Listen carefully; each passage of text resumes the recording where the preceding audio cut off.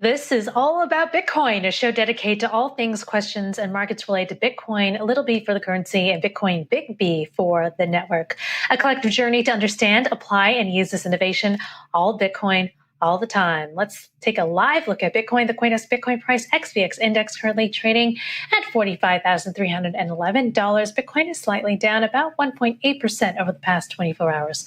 The most reliable reference prices for institutions since 2014 are now published under the CoinDesk brand, trusted globally as the leader in crypto news, events, and data.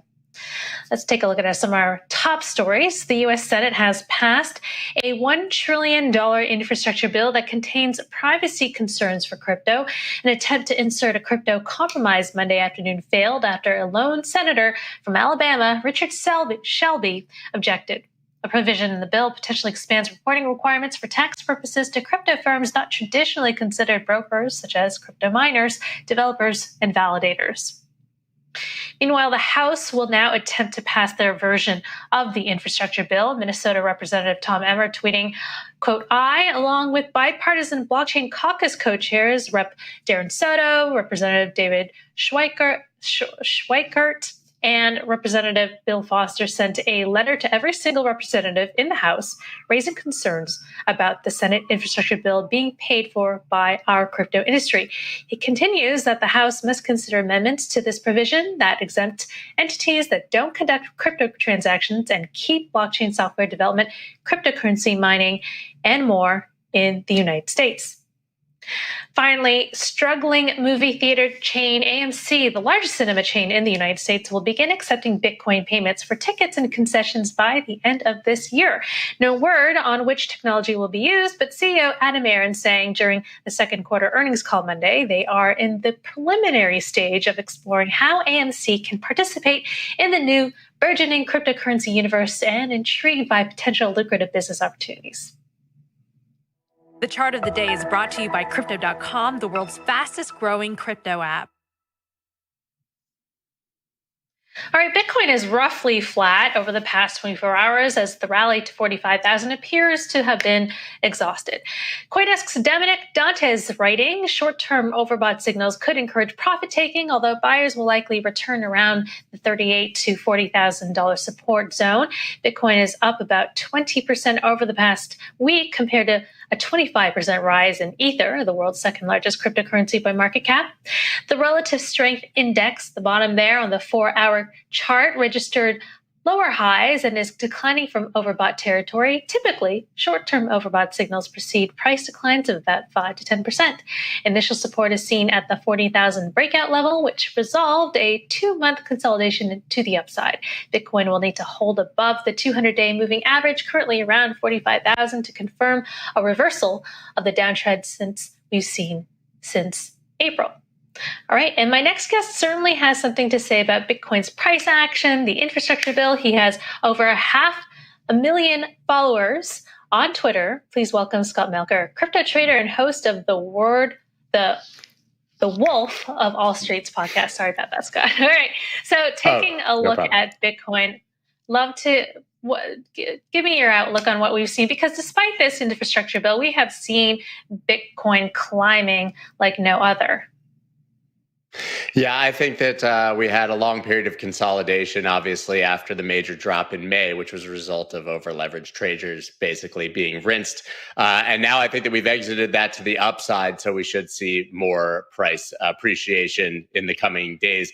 As you mentioned, the infrastructure bill, which a lot of people view as bearish, well, price hasn't reacted bearishly. It's continued up. So I think there's a lot of cause to be excited and to think that we really are coming out of this temporary bear market, if you want to call it that, and should be heading up. I agree with some of the analysis that you actually shared earlier. I think we're hitting some resistance here, are overbought, and maybe we'll see a slight retrace, an opportunity for people who missed an entry to grab some Bitcoin on the dip. Right. Well, I spoke to an analyst earlier this morning, and he said that potentially we're seeing a rise because the infrastructure could still be good, because it's still the United States spending a lot of money, injecting a lot of dollars into the economy, and that the crypto markets are a good hedge against that. I absolutely view this as bullish, to be quite honest. It's astounding if you step back to think about the fact that a 2,700-page bill for $1 trillion was basically frozen for 3 days because of a small provision on cryptocurrency. If a year ago you had told me the US Senate would be debating crypto, I would have told you that you were crazy. I think that we've made it. This has gone absolutely mainstream. And this amendment, this bill, is arguably the greatest advertisement that we've ever seen in the history of Bitcoin. The entire world is talking about it. And yes, the irony should also not be lost that we're talking about printing $1 trillion for infrastructure with nothing to pay for it and talking about Bitcoin in the same breath. So I think that it's very important to realize that's the reason that Bitcoin is here in the first place. So I'll bring up a tweet of yours. You tweeted, "We literally buy Bitcoin because the government is a complete and utter dumpster fire of a bleep show," which is on display before our eyes as crypto regulation is accidentally debated in a bill that has nothing to do with crypto. Don't you want to hedge against this nonsense? But I would say, doesn't this show that the government has an effect on the crypto industry that they just can't be ignored? Because this could potentially impact miners, validators, if the language isn't interpreted exactly the way one would think. Well, that's my point. We're talking about one sentence in a 2,700-page bill that I guarantee some aide threw in there at the last second and was never considered by any single senator until the cryptocurrency community came in an uproar and realized what it could mean.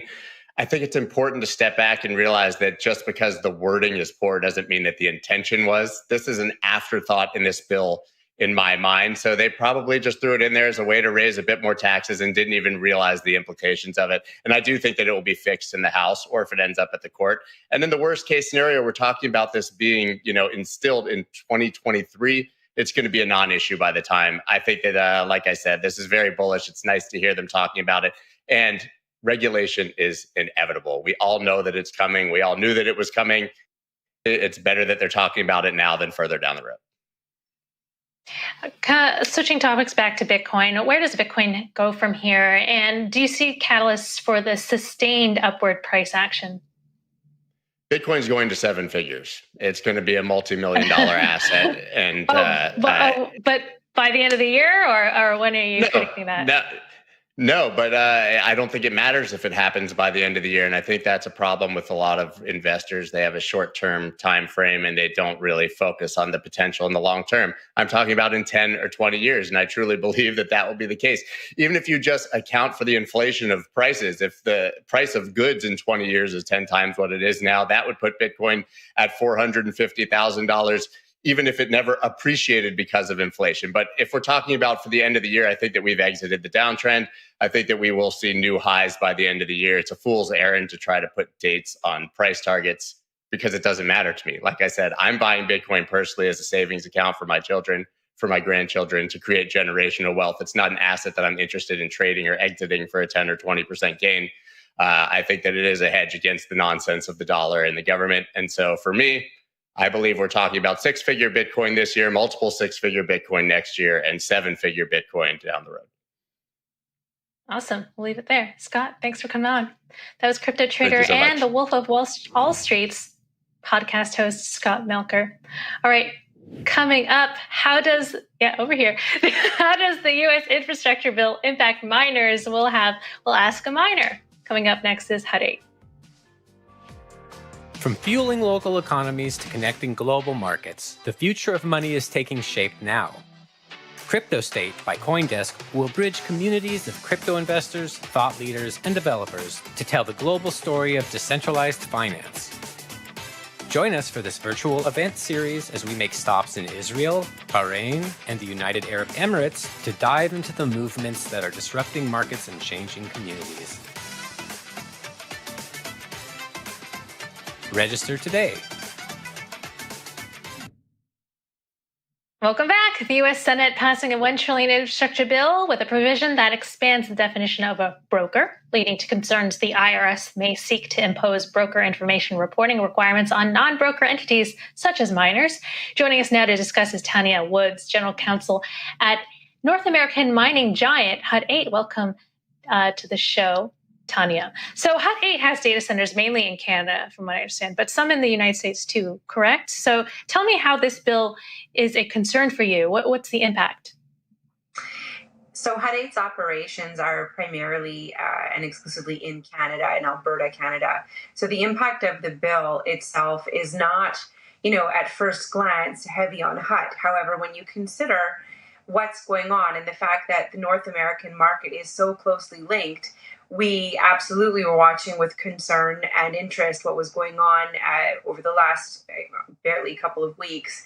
And certainly keeping in mind, what could this mean here for our government?